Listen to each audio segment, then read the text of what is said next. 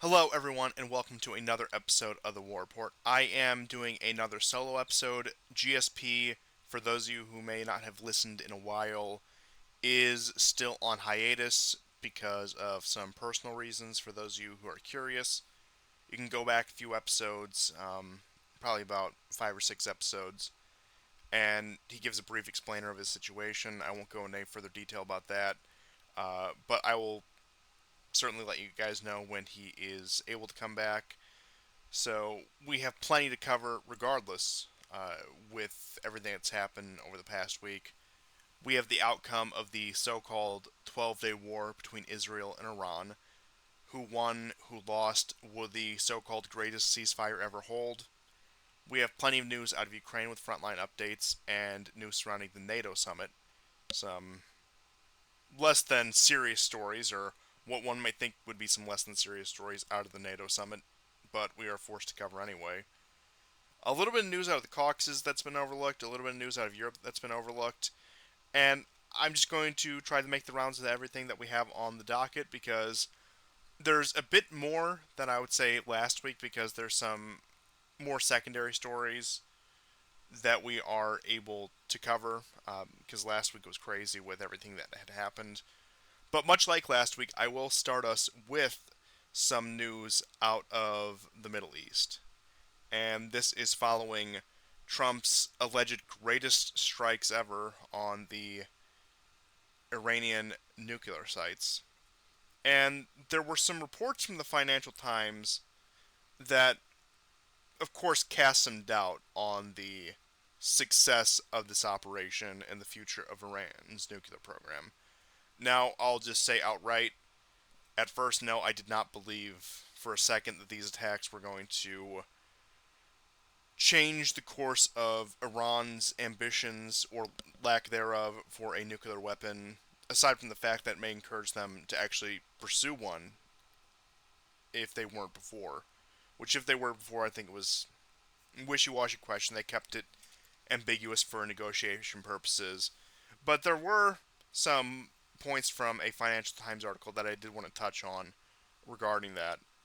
And that is the series of U.S. and Israeli strikes that happened over the course of the so called 12-day war at names I'm sure you're all very familiar with right now: Fordo, Natanz, and Isfahan.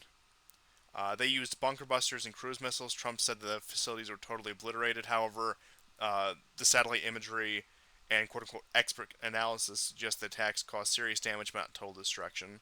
And if you go on last episode, I did show some of the satellite images that didn't show, let's just say, too much of an alteration. I even think that FT is playing this up because, of course, they have an agenda to peddle as well.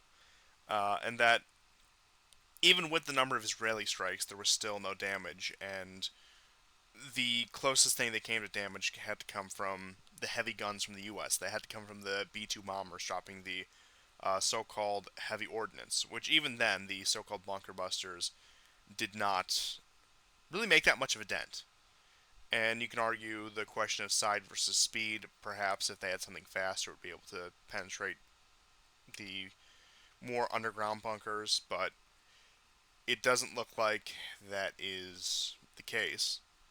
And then there's the question of Iran's enriched uranium stockpiles. Were they destroyed? Are they still in question? And as it stands now, the Iranians allegedly have 408 kilograms of 60% enriched uranium. That's close to, say, the 85-90%, if I have my numbers accurate, what it would take to reach weapons grade. And there's no U.S. intelligence on this. The Iranian sources, however, say it was never stored in the facilities that were bombed.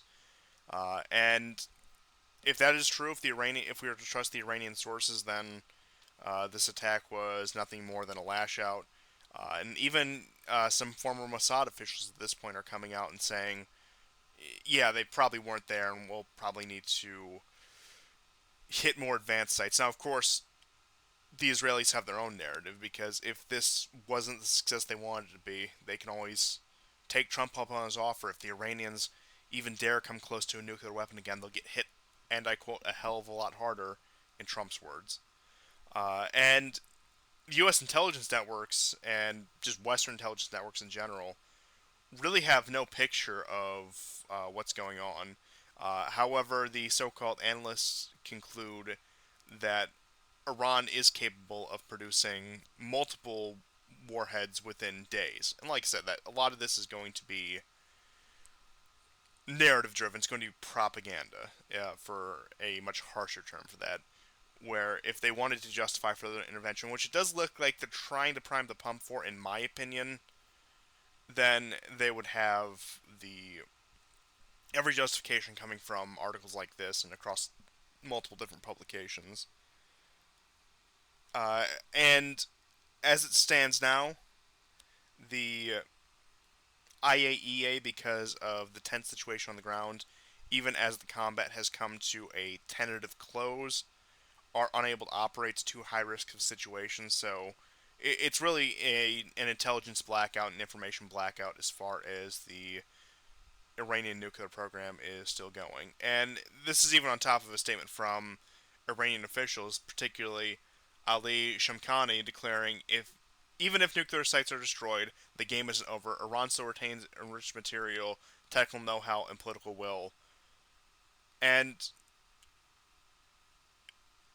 what the most interesting part of this is, and I know that neither Washington nor Tel Aviv really give a damn what the truth is in this case.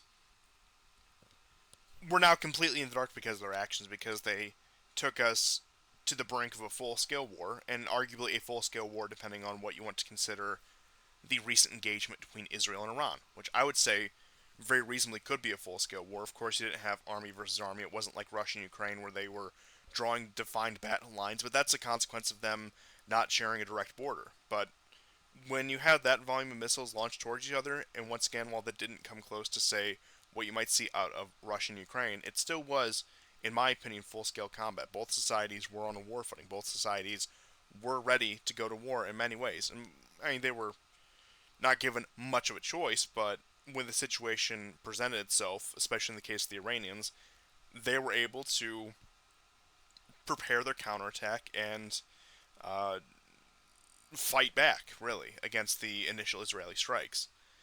And with the narratives coming out of that, it does make me think that no, this is not over, and we're probably not going to see the end of this for quite some time, despite the fact that the raising intentions gave everyone a little bit of pause, and even the Iranians to a degree, but particularly the Israelis and particularly the Western powers. But I suppose I should talk about the actual quote unquote retaliation of the Iranians against the U.S. attack. Now, there was the speculation of the closing of the Straits of Hormuz. It looks like that situation has been smoothed over diplomatically. In fact, you had the point where they made a quote unquote agreement with the Iranians, more so by having Rubio get in contact with his Chinese counterparts and making agreements where, yes, energy flows will still continue. China's flow of energy from Iran via sea will not be disrupted, and that there'll be a de escalation when it comes to the Strait of Hormuz, when it comes to that strategic choke point, and that neither side is going to crash the global economy over this. But in terms of Iran's official retaliation, there was a wave of missiles launched at Al Udeid Air Base in Qatar. And grand total, from the reports I saw, there were no more than 3 or 4 injuries. This was anticipated. And the reports say the Iranians gave advance warning to the U.S. that they needed to have some sort of retaliatory strike. And we saw American assets being moved out of the region while the B-2s were being prepped. When you had that sideshow in Guam with the bombers landing there and the activity over Guam and in Guam, and when you had the quote unquote pivotal 2 weeks moments when we had the carriers sailing to the region, which they are still sailing to the region, according to the most recent reports, you had American forces draw down in many of the military bases that are closest to Iran. And it was anticipation that the Iranians would fire back something more than a symbolic strike. However, it looks like even in retaliation, most of their firepower was still focused on Israel, which I'll get into the ceasefire in just a moment here because, like I said, for now, it looks like this situation has been frozen. And I by no means believe that this conflict is over. I just want to reiterate that. But it does look like both sides are taking some time, especially the Israeli side, especially the Western side, are taking some time to reevaluate their strategic situation before they really get back into the fight. And this ceasefire, some might not believe it, but it was at the behest of the Israelis. Now, the media spun it.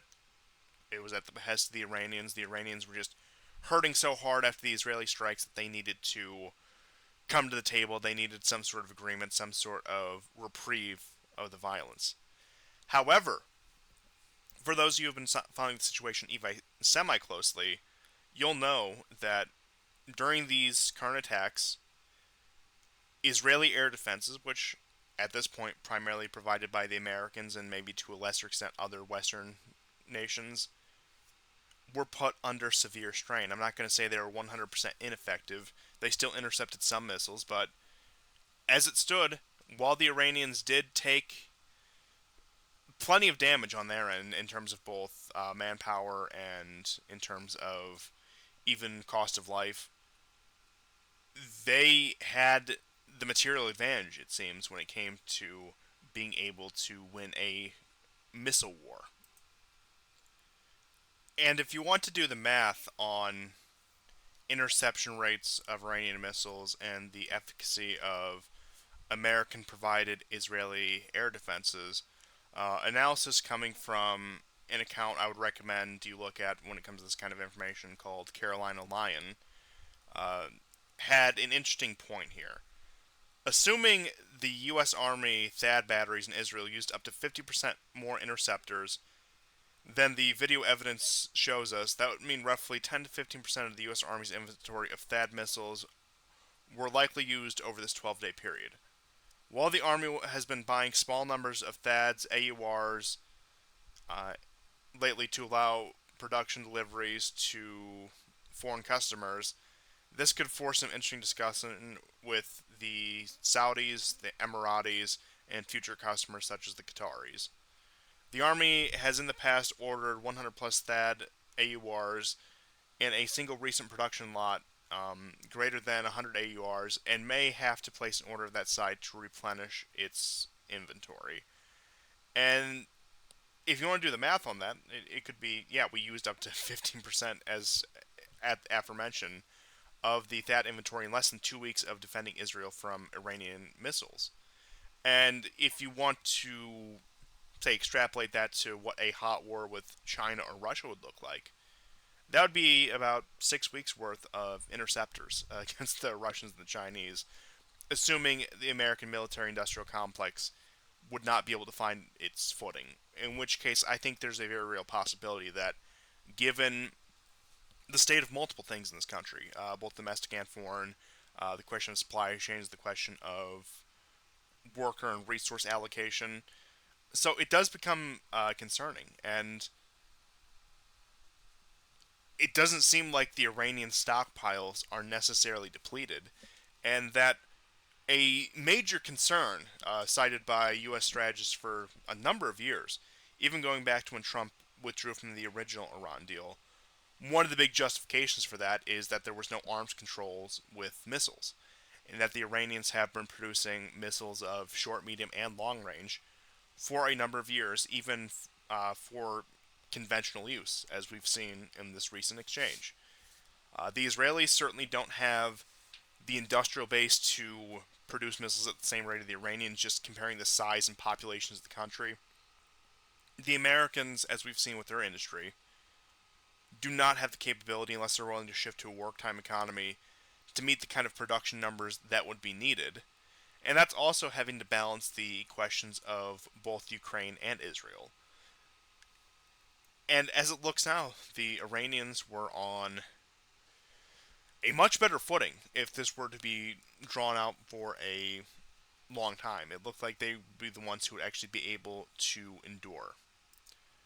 And it does make you wonder, why the acceptance of the ceasefire on the part of the Iranians. And they tried to paint this as, well, it was an Iranian initiative. They were the ones who were crying uncle who wanted just a peaceful resolution to this. But like I said, all evidence, in my opinion, points to the contrary. And you could say it was a gesture of good faith on the Iranians. They feared what greater escalation might look like because even though, like I said, when it came to attrition, they did have the advantage. The U.S. being brazen enough to actually conduct any degree of military operations in Iran did risk the possibility of a wider war. And while the American military industrial complex is greatly diminished from what it was, if they wanted to, let's just say, employ very harsh tactics, I'm not saying they could collapse Iran in the same way that they have collapsed Iraq, Syria, Libya, but they could create a much more difficult situation for the Iranians than already exists if this did continue to escalate. And that's why I do think the Iranians did accept the proposal because, like I said, the American empire is floundering, and I think we can all admit that. But when it comes to their military capability, I think they have one last colonial war in the Middle East left in them, just speaking in pure potential.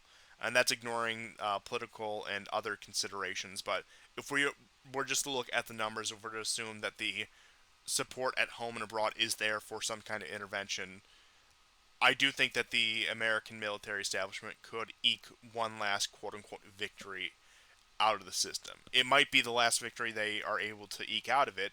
It might sacrifice, say, military readiness for a conflict with a great power such as Russia or China further down the road. But theoretically, I do think it is possible if the Americans wanted to dedicate themselves to besting the Iranians. Yes, it is still possible. If we're just looking at the numbers, ignoring political will, ignoring the support of the population, etc. But like I said, taking those for granted, then I do think we could find themselves in a situation, and perhaps the Iranian leadership did not want to risk that, or perhaps the reports were true and the Iranian missile stockpiles were running low. Perhaps it's just like Russia. Russia has missiles left for 3 more days. Looks like that never really lasted now, did it? And I tend to agree, I tend to believe, I should say, that the Iranians have much larger stockpiles than we probably realize. And if they're willing to commit themselves to this, if they're willing to commit themselves to a war, if this ceasefire does eventually break down, which I think it will at some point, I'm not saying anytime soon, but it is an untenable situation. And I believe we've unfortunately been put in a position, not that I have much sympathy for, say, the Israelis in particular, and while I am very staunchly against the intervention in Iran or any sort of toppling of the regime in Iran for very practical purposes, I'm not like a great quote unquote Iran fan. It's not like it's my ideal society putting out all the necessary disclaimers, so on and so forth. But unfortunately, I do think we are in a situation between those two countries where one has to decisively be defeated in order for there to be a peace. It's past a point of no return where their, I won't say existences, but their standings in the region have become mutually exclusive. The only situation in which I could see that not taking place is if the Iranians can establish a comparable nuclear deterrent to the Israeli arsenal, or in the long, long like stretch of imagination that the Israelis were to disarm their nuclear stockpiles, and we would have a Middle East completely in compliance with the NPT, barring Pakistan, if you want to consider them Middle Eastern. But something that I did think was kind of funny in all of this is all those initial reports of, say, the assassination of top brass in Iran and the assassination of prominent figures. While that did, of course, happen, in many ways it has been overstated because the aforementioned Shamkhani, Ali Shamkhani, was spotted at a funeral procession for some of the victims of these attacks. And there was also an IRGC commander, Esmail Khani, who was also speculated to have been assassinated by Israel during the 12-day war.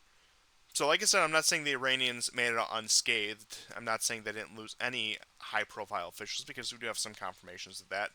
But the number of high-profile officials the Iranians lost has been drastically overstated. Now, to continue on the very tentative ceasefire, I'll pull up Trump's Truth Social post, the most reliable source of information, dated June 23rd, which was this past Monday.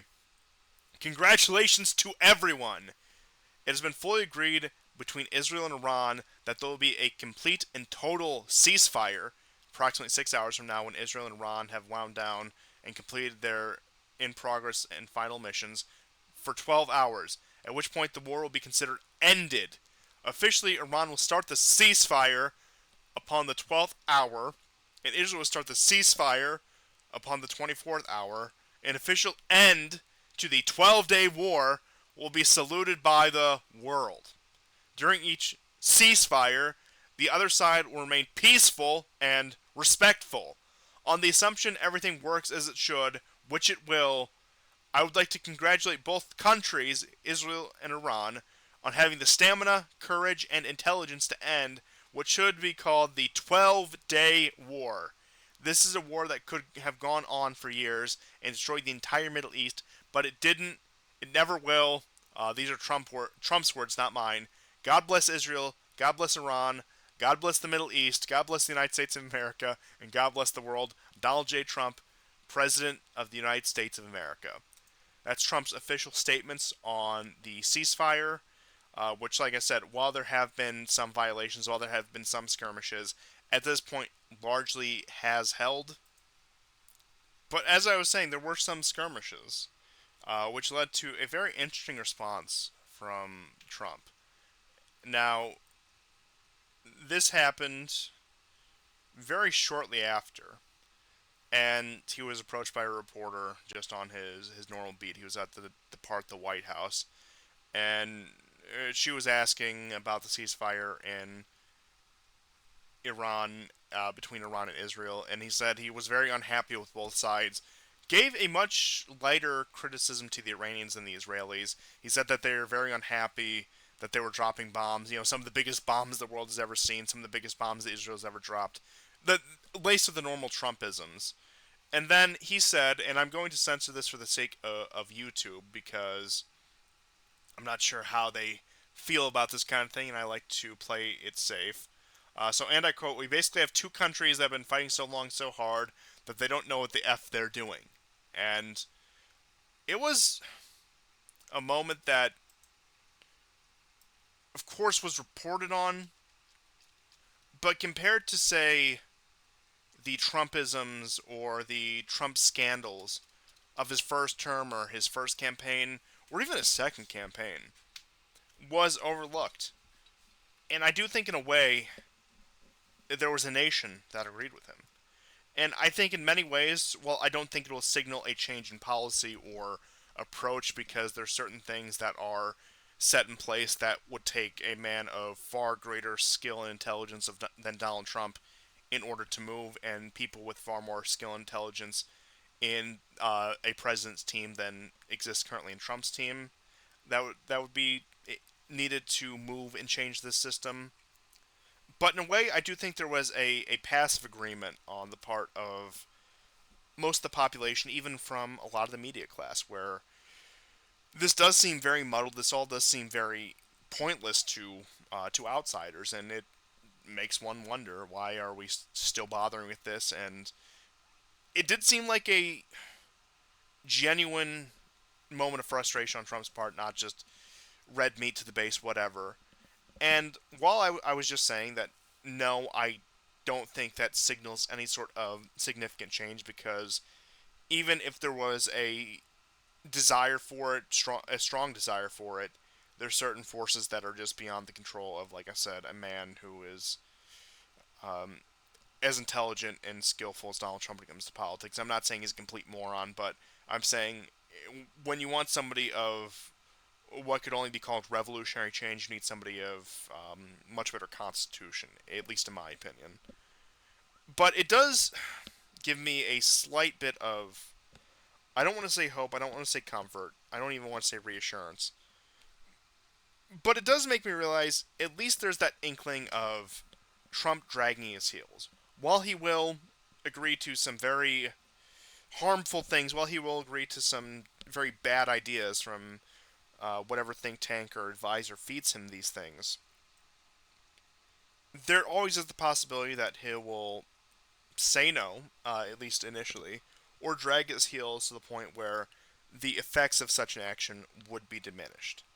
And mind you, there were people who wanted him to go to war with Iran in his first term, and fortunately, he held back on that. And he's managed to hold back thus far. I'm not going to condone the strikes. I'm not going to say there was some masterstroke of 5D chess that exfiltrated us from the situation, because it's not. But Trump does have a certain hesitancy that I think is probably the most valuable thing you could ask for from a president, compared to, say, somebody else we could have in office, regardless of party, regardless of Republican or Democrat, who would either passively or enthusiastically go along with what's presented. And like I said, while Trump, in a lot of cases, will eventually go along with what is presented, him dragging his heels can make all the difference in the world and can, I'm not going to say fix things, but it can mitigate the damage of the inevitable. Let me just put it that way. And while I'm not going to sit here and defend Trump, while I'm not going to sit here and pretend like, he's the greatest thing since sliced bread, I do think there are some merits such as that that do need to be acknowledged. And like I said, regardless of my personal feelings on Trump, which pull very much in both directions, I do try to keep a somewhat objective view of him because of his role as the president, and that sometimes you need to detach your personal feelings in order to get a more accurate picture of these kind of things. However, before I go any further, I just do want to say, in all of this, in many ways, I think this so-called off-ramp does affirm a, I guess you could say, bad behavior in Trump, where he thinks this tough guy, scare the hell out of him and they'll come to any agreement, thing will work with the Iranians and the Israelis. I'm afraid that he will try to apply this logic to, say, a much more substantial country, think China or Russia, and put us in a far more dangerous situation than we were before, because these are countries that can retaliate blow for blow if we were to ever see as anything drastic as we saw with the Iranians. Now, I suppose you could make the argument that we've already fired missiles at Russia. Yes, but we did it in a deniable way, to the point where the Russians were able to retaliate in a deniable way. It wasn't a direct confrontation. Yes, at the end of the day, it was American intelligence, probably even American troops launching those missiles. But this wasn't an. Well, it was an operation ordered by the president, because Biden did hand over the authority for the Ukrainians to use these long range missiles. But it's much more wishy washy. It's something that can be more easily deniable, even if it is direct involvement. But I'm saying, and I'm not even just saying this about Trump, but under this kind of scenario, that would imply a much more, say, direct involvement. If Trump were to fly 7B-2s over Russian radar systems and missile sites and launch a preemptive strike in order to, say, cripple their abilities to strike the United States or NATO, etc. Not that I think that would happen, but one could say, taken to its most extreme conclusion, that's, like I said, something that they can come up with. Not that I think it's very unlikely, but it does make me fear that the idea of the quote unquote peace through strength diplomacy is something that Trump now has, at least in his mind, an idea of something that works and something that can be applied to peer or near peer powers, and not just, say, a secondary or tertiary power such as the Iranians, which I would put them, say, closer to a secondary power. But point being is the disparity between the United States and the Iranians when it comes to military power, like I said, even in its dilapidated state, is still heavily skewed in favor of the United States. And I fear that, like I said, we've had this kind of arrogance out of the Pentagon before, where they war-gamed the Russia-Ukraine war by comparing it to Saddam Hussein's armies in Iraq. and that was their stand-in for the Russians. So I do fear the arrogance coming out of the Pentagon, combined with the attitude of Trump, could create a very dangerous situation. I'm not saying it's likely, but it's more likely than I would like it to be. I'll just put it that way. But getting into the so-called off-ramp and how, for the time being, it seems the United States has removed itself from the situation, that how Donald Trump has managed to really avoid a lot of the blowback of his actions with this. And Trump has been adamant that these strikes were the most successful thing in the world. I think part of it, he might believe his own lies, because, as we know, Trump isn't the most well-read, even from his own intelligence agencies, even from his own subordinates' reports. He really does take a Cliff's Notes version and goes with that, or has a preconceived notion in his head and decides that is the truth and doesn't investigate further. He's not a well-read or learned man. Once again, that's not to say he's stupid, because I don't think you get that far by being stupid, but he's a bit more crude in that regard. I'll put it that way. But the Israelis have also been patting him on the back, saying, "Very good, Donald. We're so proud of you for taking out these Iranian nuclear sites, and you did such a good job, and if it ever happens again, we can count on you to act again." So very much sweetening the pot. Well, I suppose very much buttering him up for any potential future favors that would need to arise by really just stroking his ego, which is the way you talk to Donald Trump, which is something I'll get into when it comes to the NATO summit, because I think it's a prime example of that. And even after this, even though he was saying a day after, regime change doesn't sound like such a bad idea. I know it's not politically correct to say, but he's walked back that rhetoric. He's saying that no regime change. What happens has to come from the inside, and that only the Iranians can make that decision, but we'll protect ourselves and we'll protect our greatest ally if the Iranians decide to act against us, while also still making both veiled and overt threats against Iranian leaderships. Particularly Khamenei is one who he's been making a series of more direct threats against. And some might say this is just Kim Jong-un all over again. My big red button is bigger than your red button, trying to get him to sit down and negotiate. And while I think that Trump might think that's the situation, given the circumstances of everything that's going on, it's not a one-for-one. Like I said, Trump might think it's a one-for-one. It might be the case in his mind, but in reality, it's simply not the case. And I suppose some evidence for the fact that that is Trump's mindset is he is, I don't know if delusional is the right word, but he is under the impression, let's just say for the sake of objectivity, that negotiations can be restarted, and he wants Witkoff to begin these negotiations, saying, well, his starter is, "We'll talk to Iran next week. We may sign a deal. I don't care about an agreement except for nuclear." But then the reports that have come out from a few different sources, this first one is particularly NBC, is that Witkoff is to discuss a nuclear deal with the Iranians days after U.S. escalation, and despite repeatedly violating the agreements and engaging in what many view as unprovoked aggression against Iran, U.S. Special Envoy to the Middle East Stephen Witkoff is reportedly preparing to hold new talks with Iranian officials on reviving a nuclear deal. The diplomatic outreach comes in the wake of U.S. strikes and intelligence operations that have further inflamed tensions with Tehran. Critics argue that Washington continues to undermine trust by applying pressure and coercion while publicly calling for negotiations, which is true. According to arms control experts cited by NBC, Iran still retains the technical capability to restart its weapons program, including stockpiles of enriched uranium, advanced centrifuges, and underground facilities, much of what was previously restricted and under the original 2015 nuclear deal until the unilateral U.S. withdrawal in 2018. Amid the backdrop of broken commitments and rising mistrust, American and Israeli intelligence agencies are expected to closely monitor Iran's next steps, the very consequences, many argue, were triggered by Washington's own confrontational policy. And I'm not sure what the next Iranian move will be on this. I could really see it going either way. I think there's a lot of elements in Iran that are through with negotiating through the U.S., especially in the military class.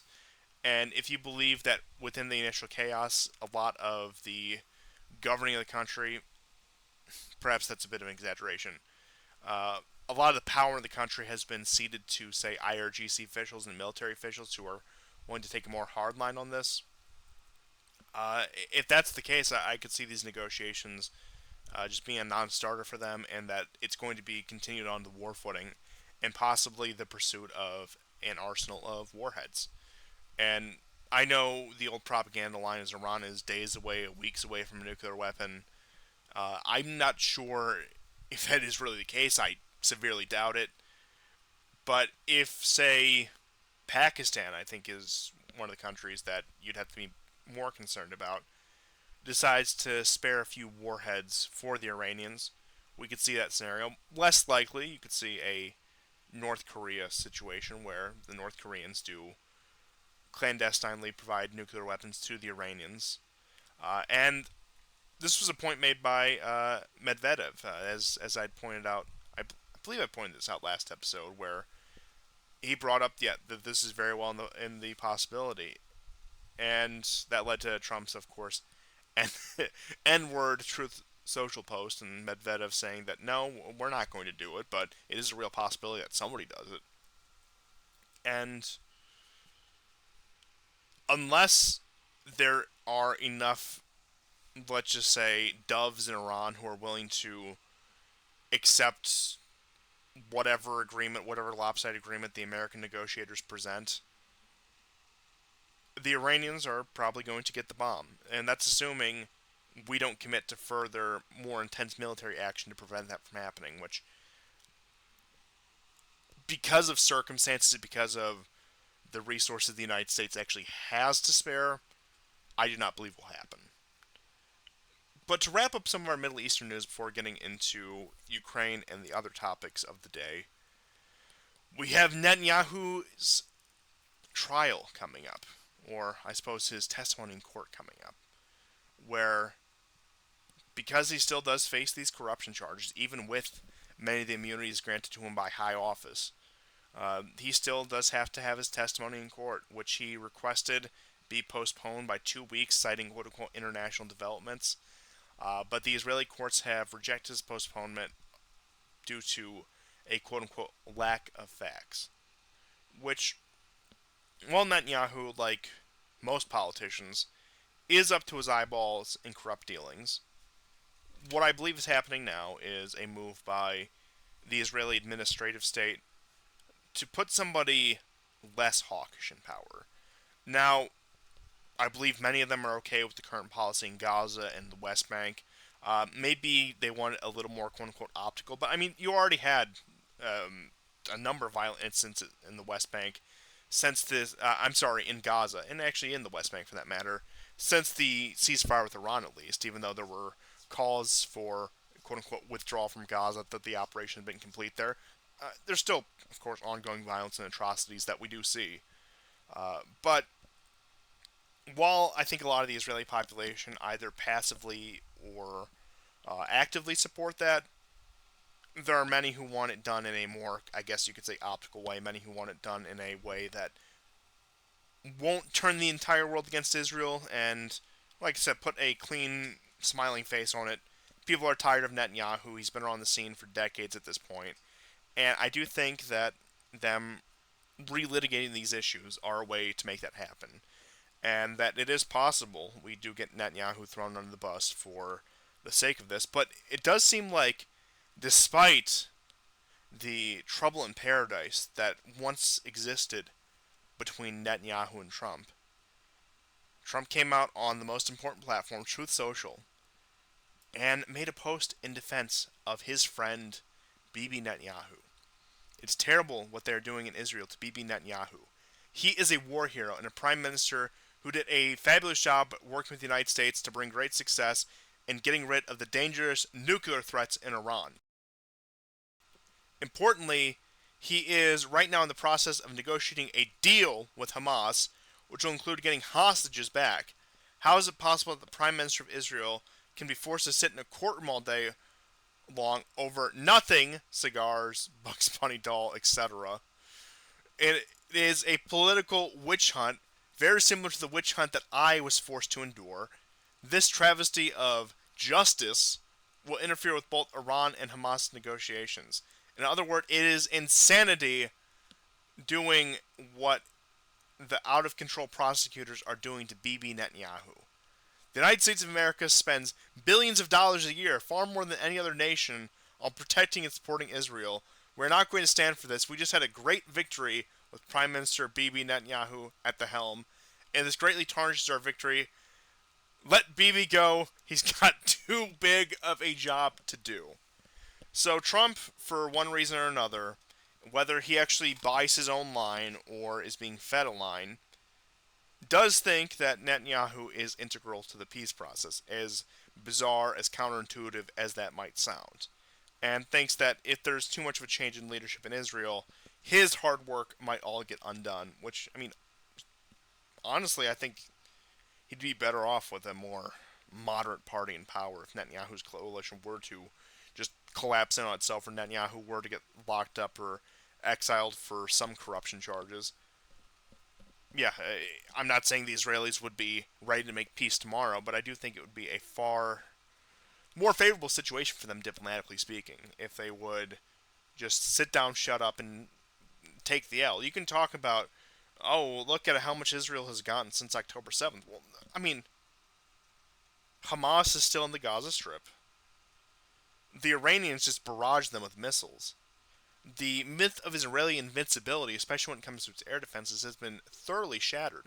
The only victory that has come out of this is the fall of Assad and the fact that Jolani has conceded to every demand that the Israelis have made. But that also comes with the caveat of having handed half of half of Syria over to Turkey while relations continue to deteriorate. And while it seems like a stop has been put on that, it is possible that it does flare up again. Never count that out. And, I mean, Israel, strategically speaking, is in a far worse position than it was before October 7th happened. And if you want to argue that was a stand-down operation, whatever, if you want to argue that, there were some more deliberate things about that in order to stage a power grab, okay, sure. I'm not even going to doubt that. I'm not going to say it's unreasonable. But that does leave us in the situation where it looks like that had a number of unintended consequences. And I think Bibi will probably survive. I think he has enough connections in dirt to squeeze his way out of this one, especially if the geopolitical situation is still so tense. But if there's ever a situation of a genuine détente to the Middle East, where I'm not saying they kiss and make up or recognize each other, but that the Israelis and the Iranians reach a genuine détente, or as genuine as a détente as they can, then Netanyahu is screwed. He needs to be packing his bag. He needs to be going to some retirement penthouse in one of these communities in Florida or somewhere in New York. Like I said, these people have connections all over. He will find a place, especially him. He will find a place to go outside of Israel for him and his family to escape their corruption charges. And make no doubt about that. But I did want to show one last thing when it comes to the Middle East, because I did mention our favorite Syrian figure. Syria has agreed to enter into talks to join the Abraham Accords, and they've showed willingness for this. And here's the nice billboard that they have for the Abraham Accords, with Trump, Netanyahu, and all these Arab leaders that have, quote-unquote, accepted Israel.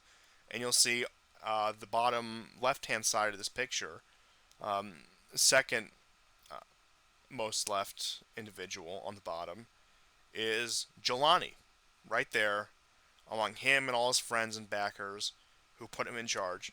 And this is also during an uptick, once again, in violence against Christian communities, as well as other communities in Syria. There were, I believe I mentioned this last episode, there were further church bombings in Syria. So that has not stopped. And this is the man being embraced and uh, hugged and kissed and beloved by not only the Arab world but the world at large. And to avoid getting too explicit with my thoughts on Jolani, I will move on to some Ukraine updates. And it's been a pretty steady pace in the front line, so I'll just go over a few of the key points over the past week. Starting with the front in Velika Novoselka, you have Russian advances southwest of Shevchenko, west of Volnye Polye, and north of Zelenoye Polye. And you can see that marked on the map with the red arrows representing the Russian advances right there. And then I will move on to the Kupiansk front. You have Russian advances near Kolesnikova and Novaya Krylyakova, which is in the south, and Kolesnikova is in the north right there. You can see the arrows. Moving on to the front out of Novopavlovka, which has been one of the more active fronts in the past few days here. I have a couple maps for that. So you have the Russians seizing control of Novoukrayinka and Dachny, which is that circled area right there, with advances near Zirka, which is that northern arrow, and advances outside of Fedorovka, which is the southern arrow right there. And to move on more recently, some reports as of today, you have Russian advances near Perebudovo, which is the northernmost arrow, um, Voskresenka, which is the middle arrow right outside of Fedorovka, and you have advances towards Malyevka, which is just south of Shevchenko there on the map. To move on to the Svatove front, we have developments with Russians advancing towards Novi Mir, which is that circled area up at the top. You do have a Ukrainian counterattack and seizure of parts of Redkodub, which is right there, that blue arrow, more northern blue arrow. While you have fighting near Zelena Doye and Kodoyazi, and the middle and south of the map, respectively. Moving on from Svatoye, we have Constantinople, not to be confused with the great city of Anatolia, but the town in the Pokrovsk direction.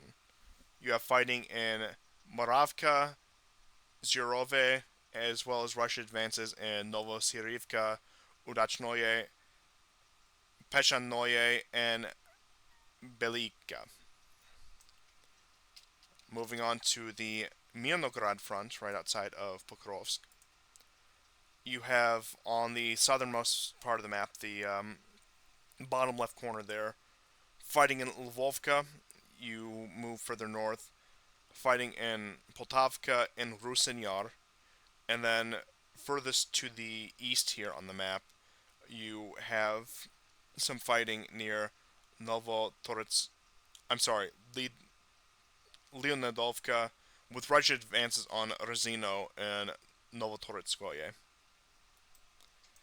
And finally, in terms of the active front line, we have some updates on Seversk, with Russian advances near Serebryanka, which is the northernmost point of the map, Grigorovka, almost directly south of that, with fighting near Vimka and Periznoye.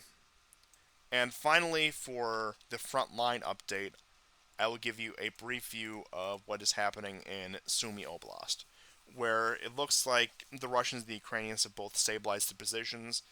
There were a number of unsuccessful Ukrainian counteroffensives into Sumy, and the Russian offensive into Sumy is gradual. It is slower than other parts of the front line, but they are applying pressure all across the front lines, and you're getting reports day by day of villages and settlements falling. These aren't the most fortified areas, but they are lightly defended enough to the point where the Russians are taking them with little to no resistance. All really in staging for what looks like a battle of Pokrovsk.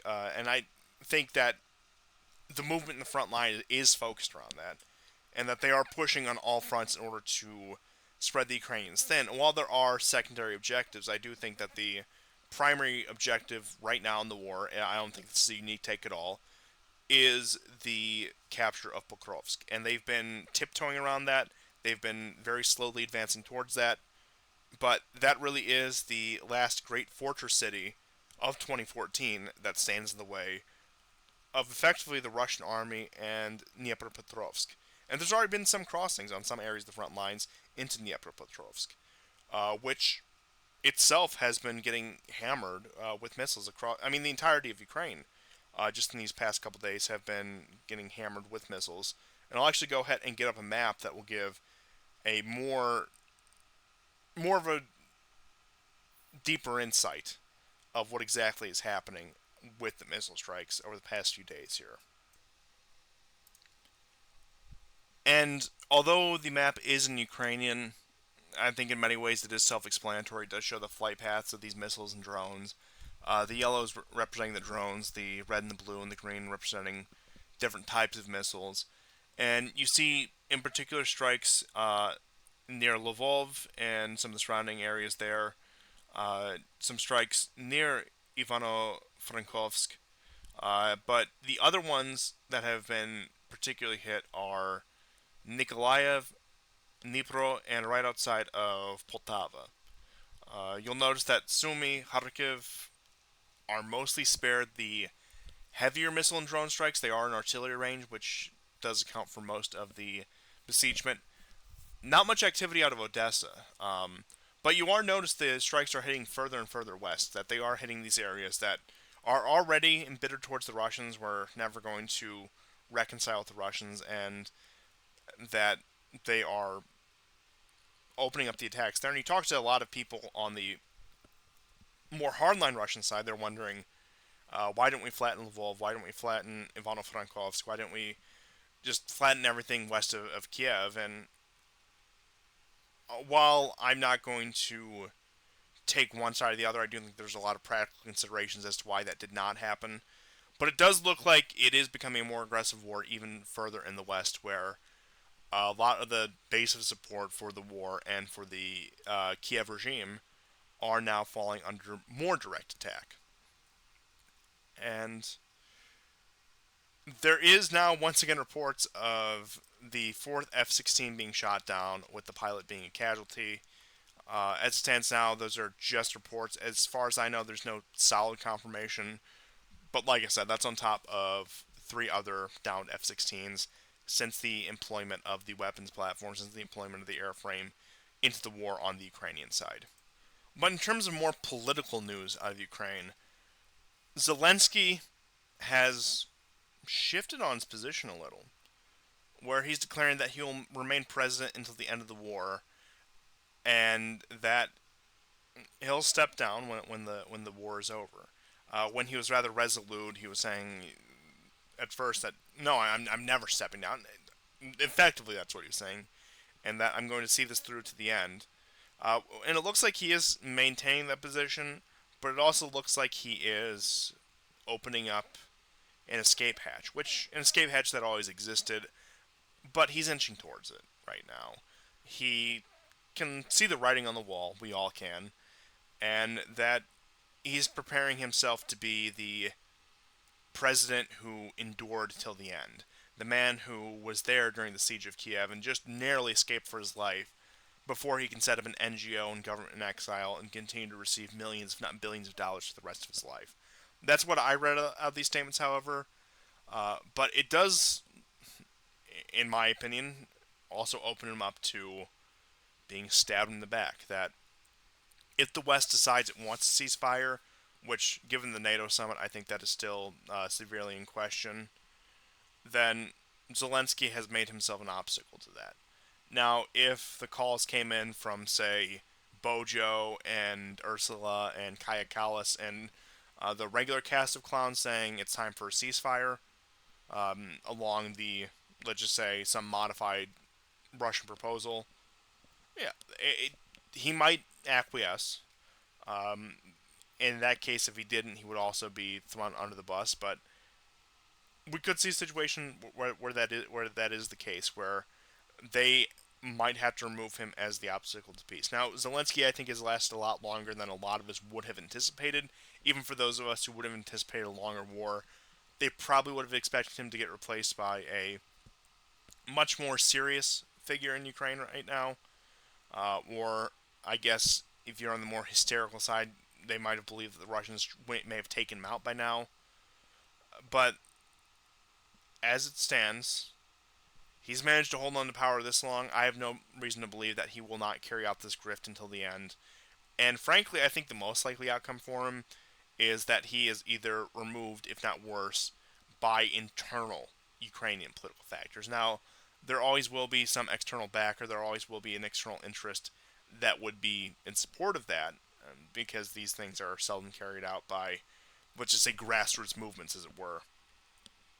And with the head of the MI6 being one of these Ukrainian diaspora descended from, let's just say, one of these people who fall on the controversial side of World War II, we could see a situation where her ethnic biases do take place.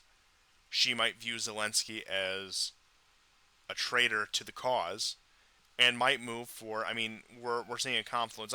This is just me spitballing. This is not something I believe, but this is just a hypothetical scenario where you have this woman who has a vested ethnic interest in this conflict. You have Zaluzhny, who's in London as the quote unquote ambassador. You put two and two together, we could see the hero Zaluzhny returning to lead his country through the most difficult days of the war and being the guy who fights to the end. But I think, as it stands out, even with Zelensky making these comments that he wants to be the one to stay to the end, that in some ways he might actually be losing favor.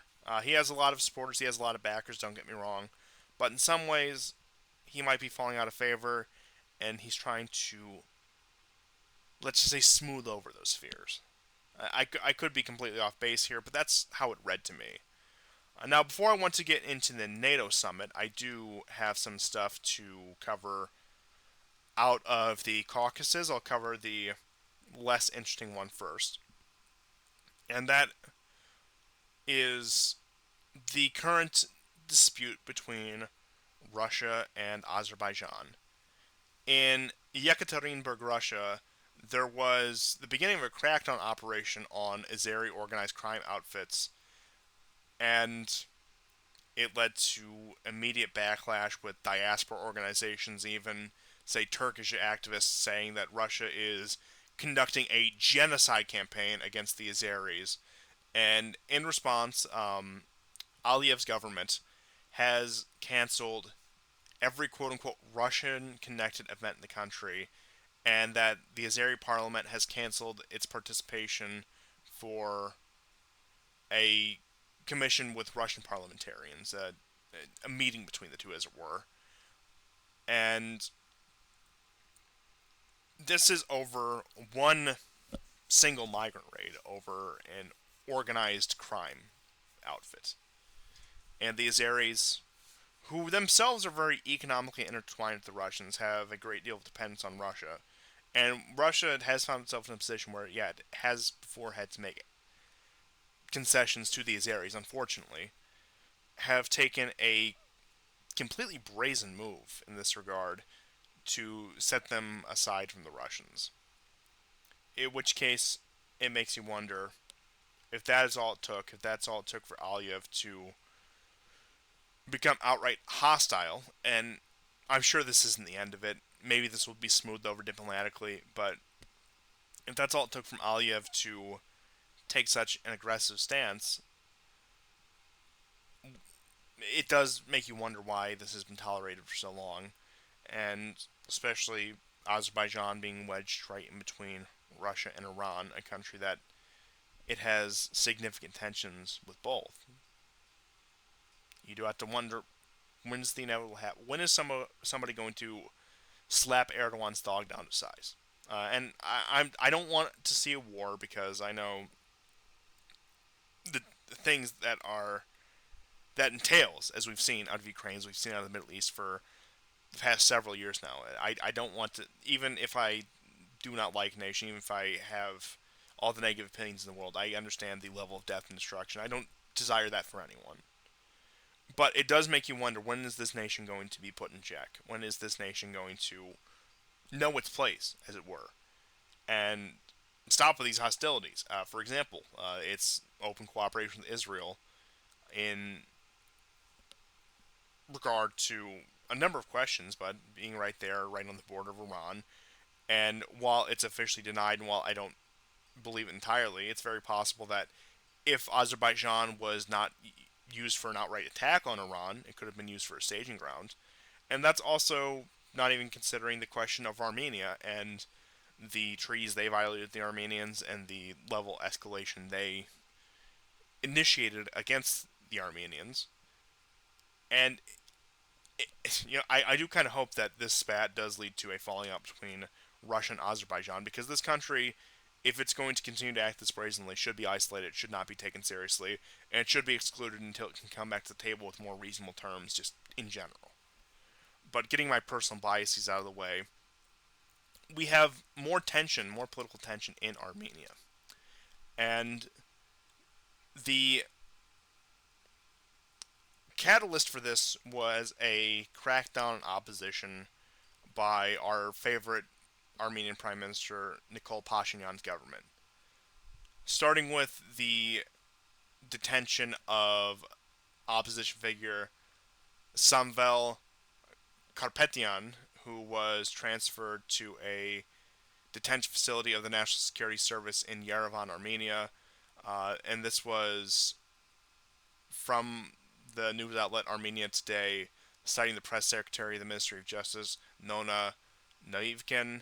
And then since June 19th, he has been held in the Armavir Correctional Facility, and it was reported that the conditions there resembled a quote-unquote concentration camp instead of a prison. And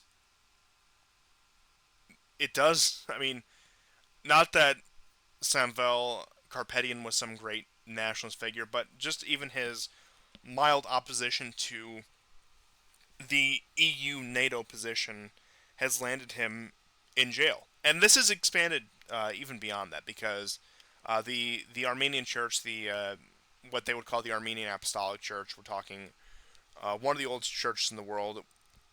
Yes, it is in schism, but it's still,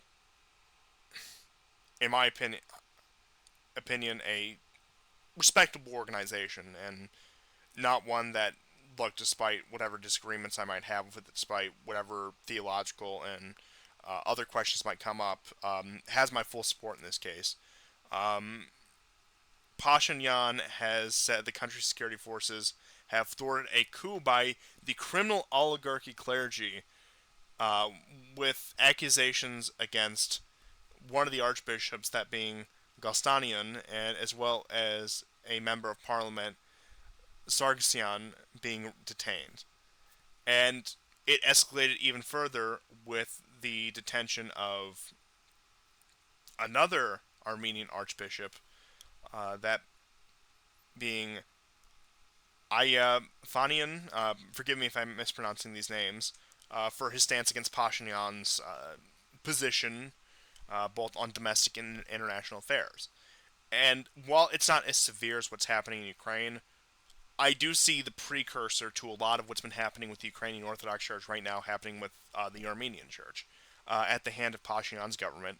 And I think this will continue to escalate. And as it stands now, to my understanding, and anyone who knows more about Armenia or is Armenian can correct me if I'm wrong, as an institution, the Armenian Church still does carry a lot of weight and more public confidence than, say,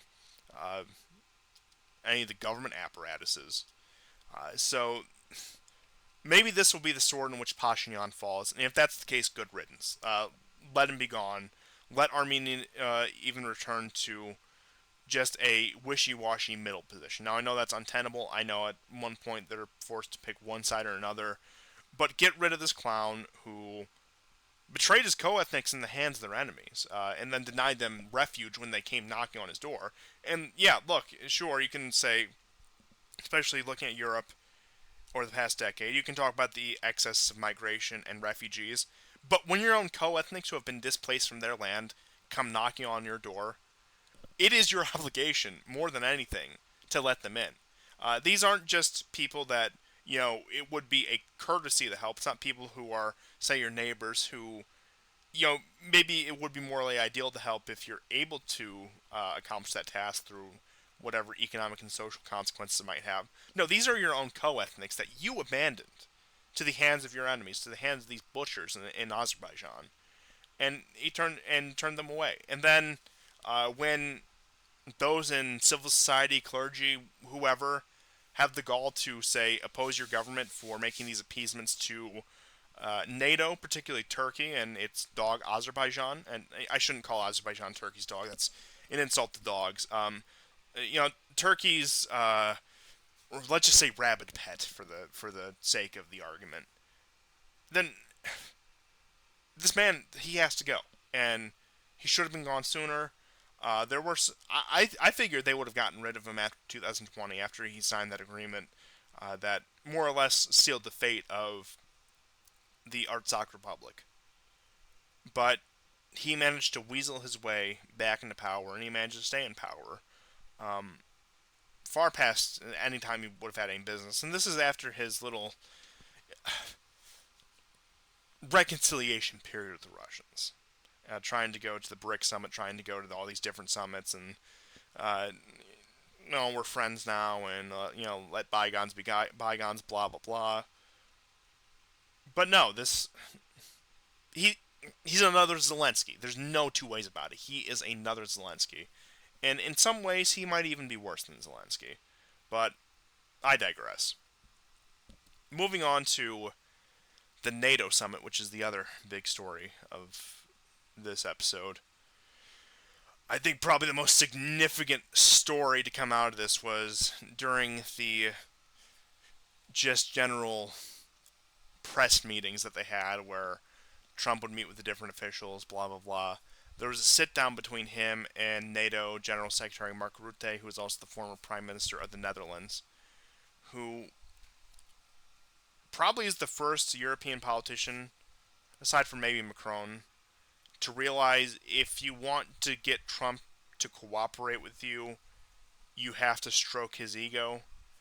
And the press was bringing up the F-bomb question that happened shortly before this NATO summit that took place in the Netherlands. And when Rutte took the question, he said, sometimes daddy has to use strong words. And it was pathetic. He could have phrased that much differently.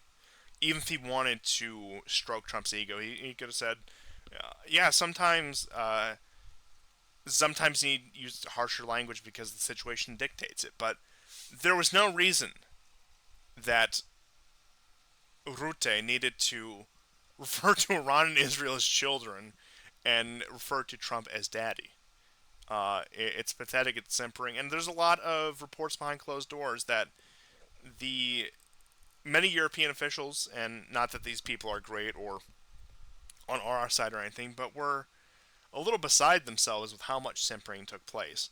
And I know that the Europeans have tried this before, where though, for example, Maloney is their favorite ringer for this kind of task, where we need somebody to talk to Trump. We need somebody who speaks Trump's language. So go talk to him. You can say you're a right-wing populist nationalist patriot too, and he'll understand you, and you can talk him into doubling down on the Ukraine situation. But it looks like that was Rutte's position, and now Daddy is demanding. Daddy Trump is demanding NATO bump up its spending to 5% and got NATO to adopt a resolution that member states will increase their military spending to 5% by 2035. And Trump wanted to make sure this was spent on military hardware and serious issues and not bureaucracy. So he wants this to be spent on a war ready military force. He wants this to be spent on actual arms and armaments and not, say, office jobs. Which might be a valid point if, say, the Pentagon didn't look like what it did. But it's clear that Trump or the people feeding him his talking points from Department of Defense, State Department, are very sold on, I suppose you could say, this division of labor idea. That the Europeans need to be a fighting force to confront the Russians so the Americans can focus on the Chinese. And while I think that might be wishful thinking on some parts of the American strategists, I do think there is a genuine push towards that. And it looks like the Europeans are starting to acquiesce to that, which puts Trump in a very interesting situation. Because some may have assumed his demands for increased NATO spending in both his first and second term was to give him an out because the Europeans were not going to meet that spending level, in which case he could distance himself from Europe, he could divert American resources from Europe, maybe barring a few outposts, but Europe could become a secondary foreign policy objective of the United States. But now, in a way, I don't want to say the Europeans have called his bluff, but they've acquiesced to his demands. So, is Trump going to honor America's positioning in Europe at that point if the Europeans are spending more? It is strange because if somebody were to stab you in the back and not honor a deal, this isn't exclusive to Donald Trump, but it would be the American president. But also, it is a tenuous situation where we will screw over enemies in the opposition parties we're negotiating with. But he might want to play it a little more coy in Europe, especially if they are buttering him up, especially if he does get along with them, or at least has the perception of getting along with them. And it does complicate the situation a little bit.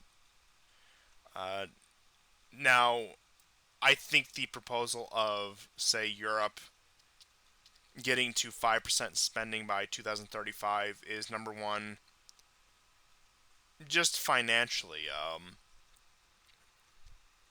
incoherent. And I think the lack of urgency betrays the fact that they don't actually see Russia as a threat, and that this is just a boogeyman to preserve the current European establishment, that they are the bulwark against Russia. And because if they did sincerely believe that once this war in Ukraine was over, it was going to spill over to Poland, Romania, etc., they would be on a much harsher military footing, and they would be demanding the Americans as pour troops into Europe. But that is not the case because they know that the Russians are not even after all of Ukraine. And that the Russians, even at this point, while they have they've made some harsher statements, still generally take a conciliatory attitude towards the West, for better or for worse. And I suppose we'll see the end result of that when this war is over, what kind of reconciliation can actually take place. But if they're dragging their feet that much on the question of 5%, it's not something that's going to, in my opinion, be taken seriously. And there were some points from Reuters I wanted to go over that brought up the question of feasibility of these spending packages. So the article from Reuters quotes Guntram Wolf from the Bruegel think tank saying that Europe will not be able to achieve this goal, and that EU countries whose combined debt is already 80% of GDP would almost need to triple the 325 billion euro budget they spend on weapons to more than 900 billion to meet that requirement. The British, who are entirely outside the EU, whose debt is 100% output and already spends more on debt servicing than all other items except healthcare, will need an additional 30 billion pounds, or 41 billion USD.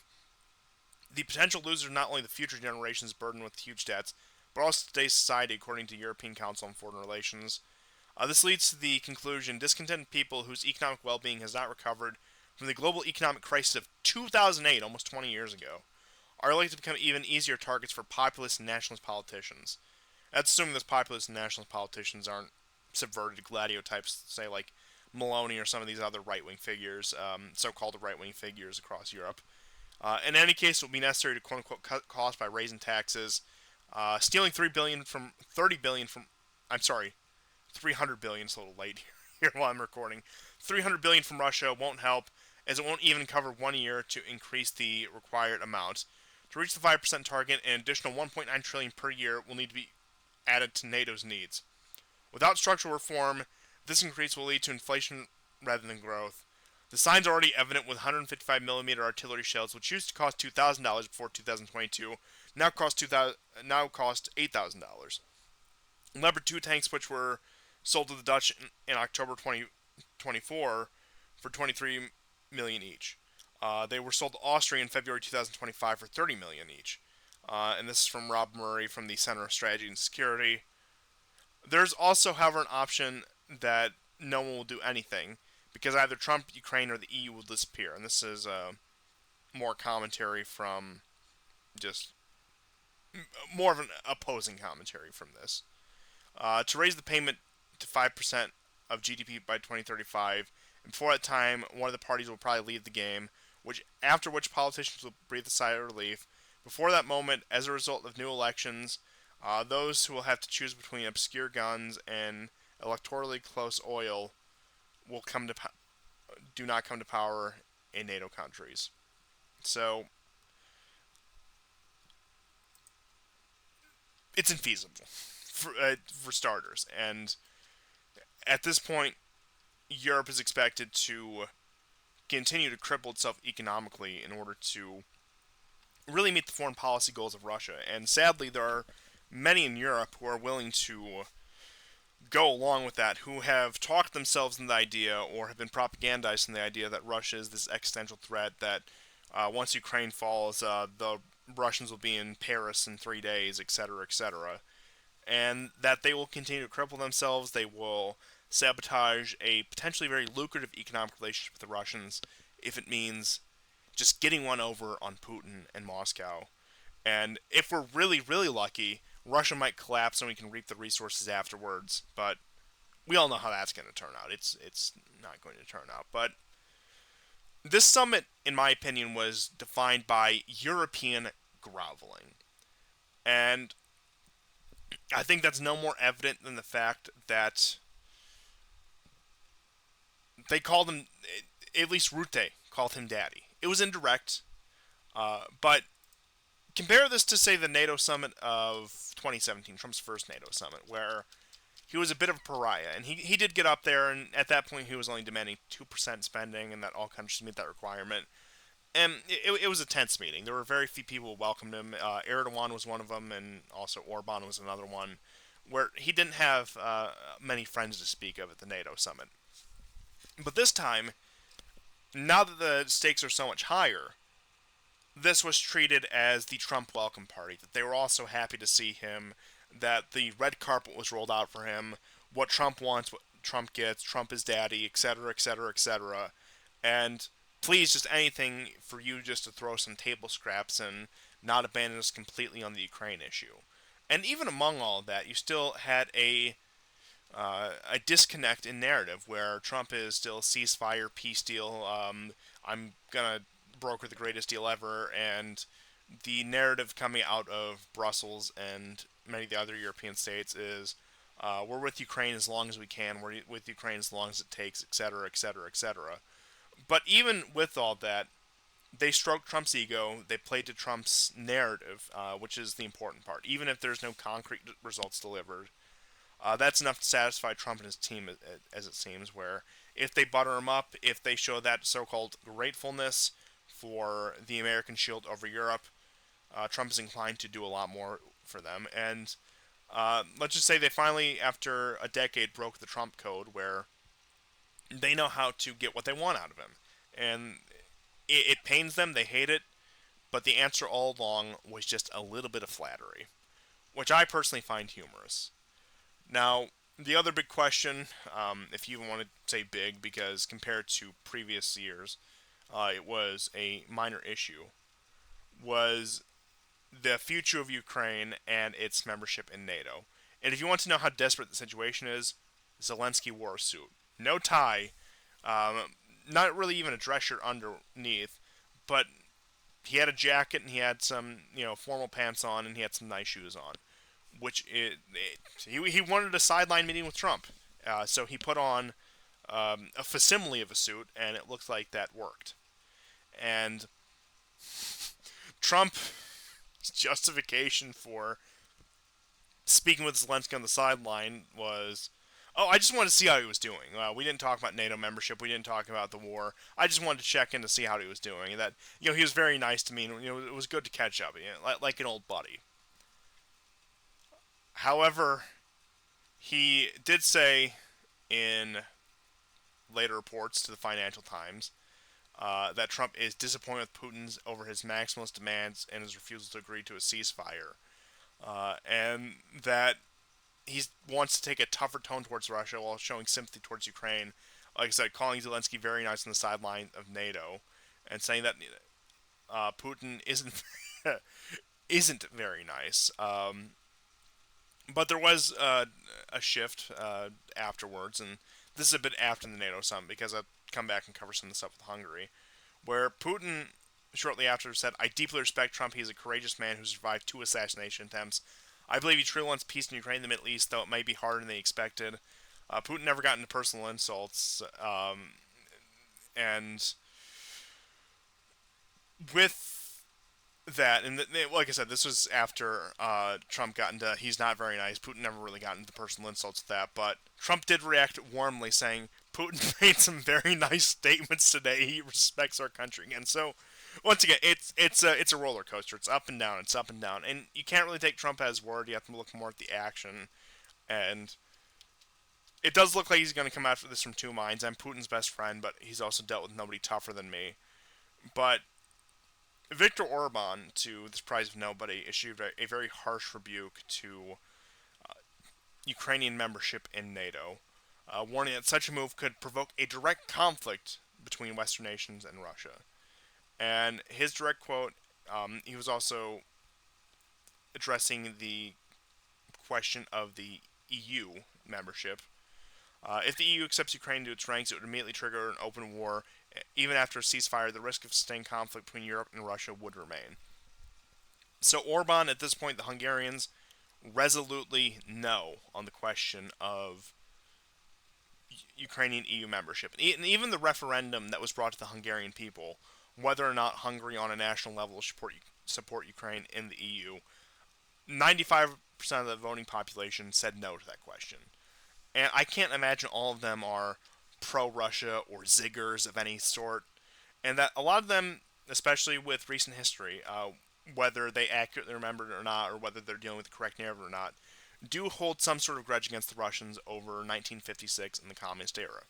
But even then, they do show a more pragmatic approach to this, saying that, no, Ukraine is not allowed in the EU. And even regardless of what dislike or distrust may exist with Russia, I can't imagine that, especially given recent events, they have much more trust for the Ukrainians either. And the Ukrainians are right next door.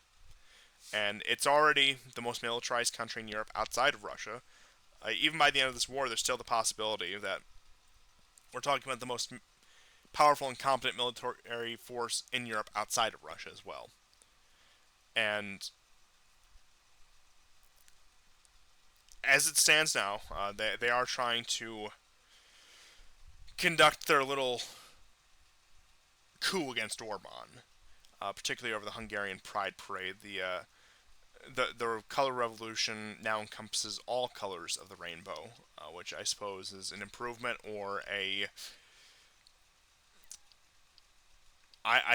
or downgrade depending on who you ask. And this is something that was banned in Budapest. The Budapest Pride Parade was not given permission by the Hungarian authorities to commence, even though it still did, with the encouragement of Ursula von der Leyen saying, "Stand up for your rights," and Orban has no right to ban you from conducting a pride parade. And they even trotted out their favorite asset, their favorite NGO asset. Greta Thunberg was in Brussels. I'm sorry, in Budapest. at the Pride Parade, standing up to the tyranny of Orban. But the last story I'll cover with NATO is the new Supreme Commander of NATO forces from the U.S., and I'll pull up his profile right here. His name is Alexis Grynkevich. He is of a Polish-Belarusian background, so he really is a child of the Commonwealth, and that comes with all of the opinions on Russia that one would probably imagine. You have him right here, back with his statements saying that Ukraine can win, he was saying in his U.S. Senate hearing, and that he will lead U.S. European Command along with his NATO role, and that his statements in the Senate contrast the Trump administration officials, which maintain there's no military solution for war and call for a negotiated agreement. So whether or not this is somebody's idea in the Trump administration of a good cop, bad cop kind of move, whether it was just proceduralism that this guy got appointed, I don't know. But regardless, Trump could have stopped this. He could have put a much more reasonable pick. I'm not sure who's who in the Pentagon anymore, but I'm sure there was probably, even if there was no real pragmatist in the Pentagon, there's probably somebody much more pragmatic than the guy who is certainly going to have an ethnic grudge in charge of America's military posturing in a region that involves said country, which he's going to hold a grudge against on behalf of his ancestors. So hopefully it's a nothing burger. Hopefully he fades into irrelevance even after accepting his role. But much more importantly, we do have a revival in the color revolution in Serbia. And I'll just pull up a map of recent protests that have been happening in Serbia. These are from the night of June 29, 2025. You can see the different road blockages from the satellite map. And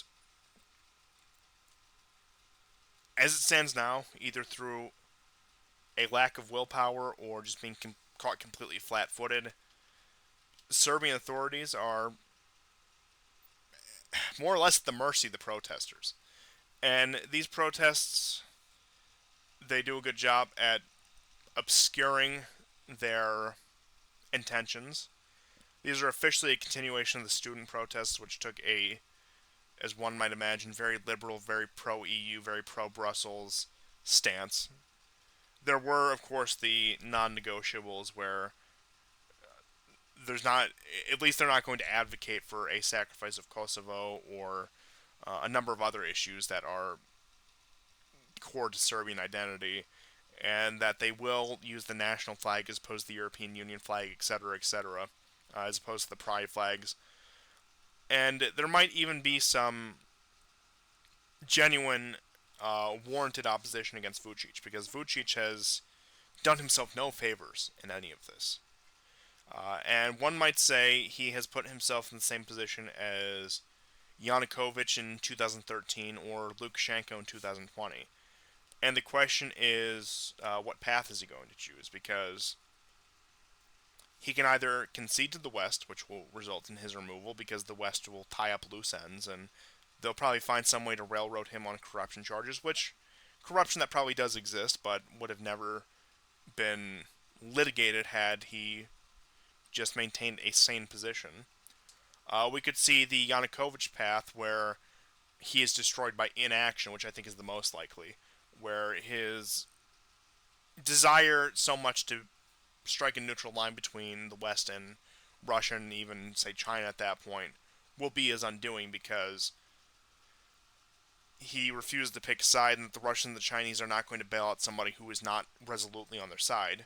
Or there's the Lukashenko path, and we have to recall that Lukashenko spent a number of years playing East and West, thinking that he could get a better deal from the Europeans or the Americans, and that he was opening up an embassy for the U.S. in Minsk shortly before the Belarusian color revolution happened.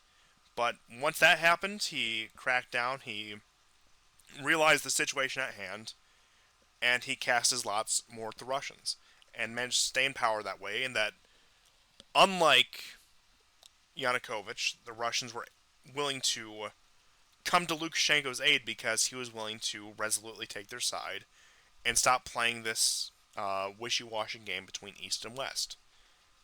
Vucic, I don't think he has it in him. I don't think it's even politically possible in Serbia right now. And look, I was just in Serbia, wonderful country. Belgrade, wonderful city. I would love to go back under better circumstances. But as it stands now, they are surrounded. The only possible reprieve that they have is the Hungarians, who themselves are an EU state, so they can only do so much.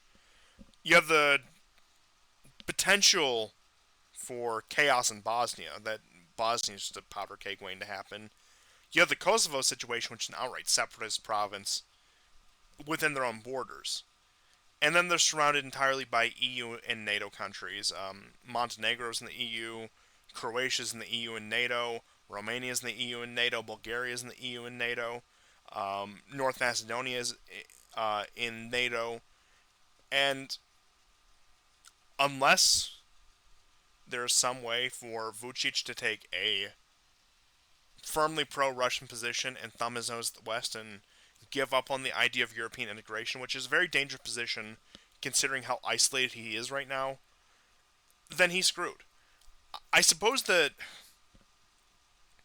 best case scenario you could make is, even with a more quote-unquote pro-Western leadership, you can have somebody who plays an Orban game. But even that is risky, because Orban is still, once again, within the infrastructure of the West. He is a renegade. He won't go along with the excesses of the West, but because of Hungary's position, he still very much is aligned with the West. And, like I said, you can praise him for a number of things. You can think that he is a voice of reason in many ways he is, but there are certain concessions, as we've seen, that he does have to make, and there are certain concessions that he has made. And it also forced him to make deals with less than savory parties, think the Turks. That is another one that we frequently see. And Vucic might be put in a similar position. And as it stands now, I don't want to be a pessimist about this. I do not want to be a pessimist about this, which I know a lot of my work on here can come off as very pessimistic. But the Serbians are in a bind. Serbia is in a bind. And what options they have are very limited. And one can just hope that, say, the cuts to U.S. aid were as substantial as they said, and it dries up soon, and that Brussels doesn't have the money to continue to support these protests. Because even if there are some genuine elements in these protests, a lot of this it comes from the regular sewer. And I don't think there's really any avoiding that. But the situation looked pretty dire with the protests previously. Some thought that he wasn't going to make his way out of that.